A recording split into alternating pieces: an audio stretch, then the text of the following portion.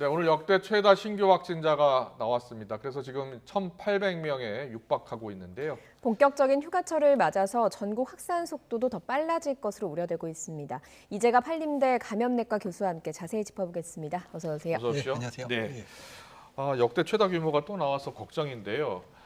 지금 1,800명에 육박하고 있는데 정점으로 계속 치닫고 있는 그런 상황이다라고 이해하면 되겠습니까? 그러니까 일단 좀 수도권하고 비수도권을 좀 나눠서 봐야 되는데요. 예. 일단 수도권은 이제 좀 증가 속도가 좀 주춤해지는 거는 같습니다. 예. 근데 비수도권에서의 확진자가 늘어나면서 전체 확진 규모가 커지는 상황이어가지고요. 그렇군요. 일단 수도권의 안정화도 중요한데 비수도권이 좀 뒤늦게 거리두기 단계를 올리고 있어서 예. 그 효과가 나타나려면 시간이 걸릴 것 같아서 일단 비수도권의 통제가 잘 안 된다 그러면 일단 수도권이 또 반대로 또 영향을 받을 수도 있거든요. 그래서 서로 예. 주거니 받거니 하면서 유행이 악화될 수 있어서 양쪽이 좀 균형적으로 다 안정될 수 있게 방역 조치에 대한 부분들을 좀 고민을 할 필요가 있습니다. 예, 지금 비수도권으로 번지고 있는 양상, 비수도권도 말씀하신 대로 많이 나오고 있는 양상인데 보면 확산 속도가 좀 빠른 것 같거든요. 왜 이런 겁니까? 네, 일단은 이제 휴가철하고 맞물린 부분이 상당히 클 수 있고요. 그러니까 지금 유행하는 장소들 보면 이제 수도권 인접 지역들이 예. 유행이 커졌고, 그러니까 충남 충북 커지고, 그 다음에 휴가철로 인해서 관광을 가는 이제 강원도하고 부산 쪽이 좀 하고 경남 쪽에 확진자가 많이 늘고 있거든요. 예. 그래서 전형적인 풍선 효과에 이제 휴가철까지 겹친 부분들이고요. 예. 그러니까 이런 부분들 있어서 조금 아쉬운 거는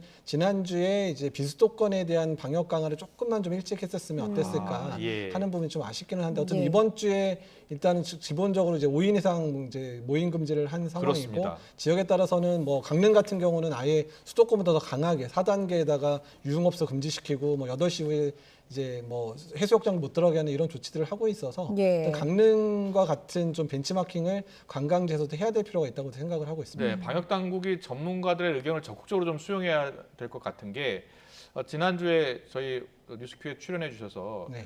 앞으로 4차 대유행의 확산 여부는 비수도권의 확산 여부에 따라 결정될 것이다 이렇게 이야기해 주셨는데 네. 지금 강릉 4단계로 격상했고 부산도 지금 100명이 넘게 나오면서 네. 3단계로 격상했거든요. 지금 비수도권에는 어떤 방역 조치가 더 필요하다고 보십니까? 그러니까 일단 지금 이제 확진자가 급격히 늘어나고 있는 지역들, 특히 예. 선제적인 부분이 필요한 게 강릉을 틀어막으니까 강릉 주변에 있는 그런 해수욕장들이 또 붐비기 그렇죠. 예. 시작을 하니까 아예 이제 그 강릉 주변에 있는 여러 도시들, 특히 해수욕장이 있는 도시들은 아예 이제 권역을 묶어가지고 같이 방역 단계를 격상하는 게 맞을 예. 것 같습니다. 서해안에도 해수욕장이 좀 있잖아요. 예, 그렇습니다. 그래서 일단은 예. 관광지에 해당되는 지역들에 대해서는 전반적으로 이제 방역 단계를 강화시키는 게 현재로서는 좀 급한 문제일 것 같고요. 예. 그다음에 서울 인접에 있는 지역들 같은 경우에 만약에 유행 상황이 제한이 안 된다 그러면 저녁 시간에 모임의 금지 수준을 수도권처럼 이제 일치시키거나 이런 부분들도 고려할 필요가 있다고 생각이 듭니다.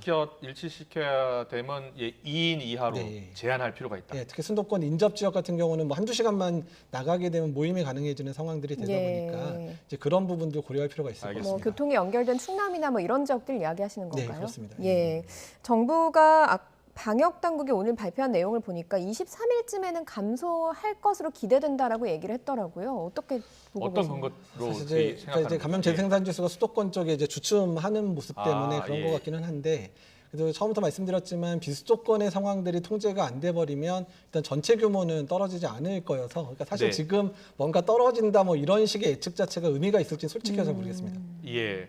그렇다면은 전문가들께서 보시기에는 이 정점이 언제까지냐라고 묻는 게 의미가 없겠네요. 왜냐하면 비수도권이 얼마나 확산되는지 여부가 중요하니까.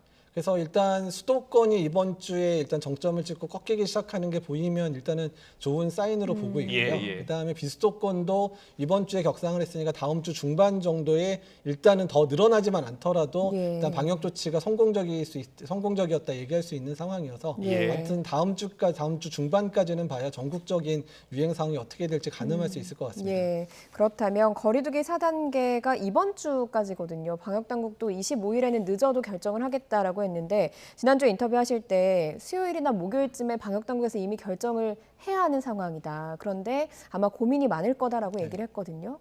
네, 맞습니다. 이제 뭐 지금 상황 봐서는 도저히 낮출 수는 없는데 일단은 워낙에 짧고 굵게 하겠다는 얘기를 먼저 해놨기 때문에 이건 딜레마에 빠진 거거든요. 예, 그러니까 당연히 예. 못 낮출 거거든요. 예. 그래서 이제 이번 주에 그런 상황이 될 거라고 이제 말씀을 드렸던 부분이고요. 아마 네. 오늘 저녁에 생활방역위원회 열리기 시작하고 그 다음에 부처별 모임들이 내일부터 아마 연달아서 있을 겁니다. 근데 지금 상황에서는 수도권 당연히 거리두기 단계는 유지해야 될 거로 생각이 들고요. 비수도권 지역도 일부 지역은 4단계 격상에 대한 부분들을 본격적으로 논의가 시작돼야 되지 않을까 생각을 하고 있습니다. 알겠습니다. 네.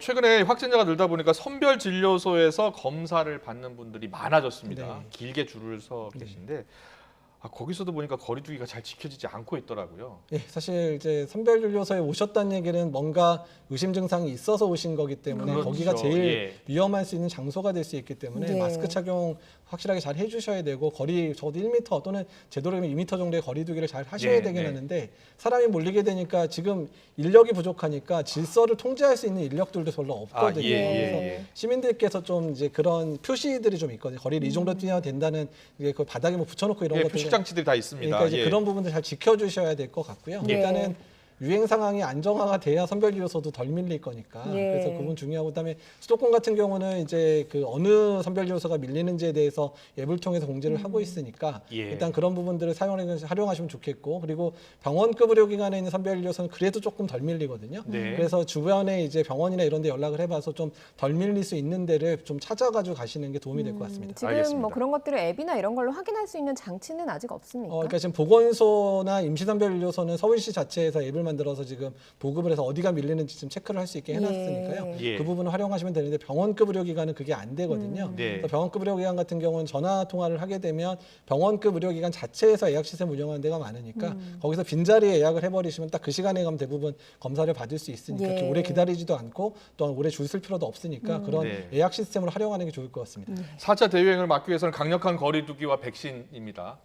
백신 수급 상황이 7월에는 좋지 않았잖아요. 네. 요즘 좀 어떻습니까? 수급 상황이? 일단 이제 화이자는 이제 예정된 대로 계속 입고가 들어오고 돼서 있습니까? 들어가고 있는데 이제 모더나가 이제 1, 2주씩 좀 밀렸다가 들어왔다가 좀 이렇게 반복이 되고 있어서 그래서 네. 근데 어쨌든 그런 이유 때문에 이제 안정적으로 공급되는 화이자 백신은 일부 50대 접종에 활용하겠다라고 결정이 된 상황이고요. 네. 예, 예. 아마도 두 가지를 같이 활용하면 접종 시기에 맞춰서 백신 접종, 특히 50대 두 가지를 교차 접종해도 문제는 없는 겁니까? 지금 교차 접종하는 건 아니고요. 예. 그러니까 화이자를 일부 사용하는 거니까 화이자를 정해진 사람 화이자로 아, 예. 2차까지 예. 가고 모더나는 결정돼 모더나 2차까지 가야 됩니다. 예. 알겠습니다. 그 50대 백신 예약 계속 요즘 예약을 하고 있는데 사이트 오류가 계속되고 있거든요. 문 대통령도 뭐 질책을 하고 사실 사기업이 했으면 이렇게까지 오류가 있었을까 싶다 뭐 이런 이야기도 나오고 있거든요. 그러니까 솔직히 이거는 이제 국가에서 전산 시스템 운영하는데 전체 문제가 좀 있는 부분인데요. 네. 그러니까 사실 뭐 어쩔 수 없는데 사실 중소기업 장려하는 차원 때문에 국가에서 이용하는 전산 시스템들은 대부분 중소업체에서 활용을 하니까 서버 예. 활용이라든지 노하우나 이런 부분이 많이 부족한 측면들이 당연히 있습니다. 그래서 일단은 이번 같은 경우는 좀 특단의 되니까 어쨌든 좀 대형 회사들, IT 회사들이 좀 개입을 해서 좀 빨리 개선을 해야 될 필요가 있는데 네. 작년에 아마 기억하시겠지만 그 교육부에서 동영상 교육하려고 사이트 구성할 때 처음에 잘 안 되는 거를 이제 여러 대기업들이 참여해서 좀 안정을 시켜줬던 적이 예. 있잖아요. 예, 예. 근데 지금 당장에 적어도 20대, 40대 예약은 훨씬 더 많은 숫자가 예약을 해야 되기 때문에 예. 그 전까지는 조금 그런 기술적인 도움을 좀 받아가지고 사이트를 빨리 안정화시켜야 될 것 같습니다. 예. 알겠습니다. 청해부대 얘기 잠깐 좀 드려볼게요. 지금 대규모 선박 감염이고 실제로 지금 다시 한번 PCR 검사를 했더니 확진율이 더 높아졌습니다. 네. 90% 가까이 되는데 그 배에 타고 있던 대부분의 승조원들이 감염됐다고 보면 될까요?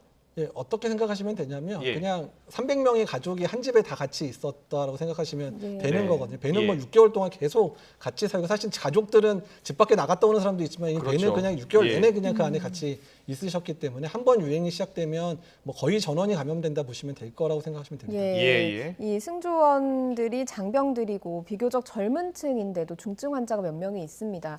바이러스에 좀 밀폐된 공간에서 지속적으로 이렇게 노출이 되면서 좀 심각해졌을 가능성도 있겠습니까? 사실 이제 그런 부분도 배제는 못하는데 아니면 반대로 말씀드리면 코로나19가 젊은 층에서도 그렇게 만만한 바이러스는 아니라는 것을 드러내는 거라 보시면 되는데요. 예, 예, 지금 이제 20대에서 50대 사이에서 지금 확진자 늘어나다 보니까 그 중에서도 특히 40대, 50대에서의 중증 환자가 계속 늘어나는 게 지금 이미 저희 우리나라에서도 좀 확인이 되고 있는 예. 상황이고요. 그러니까 젊은 장병들조차도 폐렴이 심하게 올 수 있을 정도로 코로나19가 어떤 단순 이제 어떤 독감이라든지 감기의 바이러스와는 상황이 좀 차원이 다르다라고 보시는 게 맞습니다. 예. 보니까 40도 이상의 고열에 시달렸던 장병들도 있었던 모양이더라고요. 확실히 좀 코로나19 바이러스 조심해야 될 것 같은데 지금 그 돌파 감염 사례가 좀 걱정이에요. 특히 얀센 백신 맞은 분들 좀 있는데 네. 얀센 백신 같은 경우에는 돌파 감염에 좀 취약하다.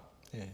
델타 바이러스에 이런 이야기들이 나오고 있는데 어떤 이야기예요? 그러니까 지금 이제 돌파 감염 사례 보게 되면 얀센 백신 접종자가 조금 비율상 좀 많아 보이기는 합니다. 예. 근데 이제 사실 이제 미국에서 나온 결과들을 보게 되면 얀센 자체에서 이제 발표한 논문이나 이런 걸 보면 델타에도 백신 효과 많이 떨어지지 않더라. 아, 그리고 한 그랬군요. 8개월 예. 정도는 이제 보존이 되더라라고 나오기는 하는데 네네. 일단은 그렇더라도 다른 백신에 비해서는 중앙체가가 좀 낮기는 낮거든요. 아, 그러니까 시간이 지나게 되면 특히 변이 바이러스가 나타났을 때는 아마 돌파 감염 사례가 나올 수는 다른 이제 화이자나 이제 모더나 백신보다 나올 예. 수는 있을 것 같기는 예, 한데 예. 또 그럼에도 불구하고 뭐 중증 예방 효과나 이런 부분은 남아 있는 상황이라서 일단 백신 접종자 너무 걱정하실 필요는 없고 예. 일단 어느 정도 연구가 진행이 되면 이제 뭐 접종 특히 이제 뭐 추가 접종이나 이런 부분들이 결정이 될 거라서 아직까지는 지금 접종한 지 얼마 안 됐기 때문에 예. 뭐 백신 효과 너무 떨어질 거다 해서 너무 걱정하실 필요는 없을 것 같습니다. 그래도 알겠습니다. 마스크를 잘 쓰고 방역 수칙 지키는 건 꼭 필요한 네, 상황이거든요. 백신을 맞았더라도 반드시 마스크 착용은 계속 해주셔야 됩니다. 예. 혹시 백신별로 델타 변이 바이러스 저항력이 조금 다릅니까? 어떻게 봐야 됩니까?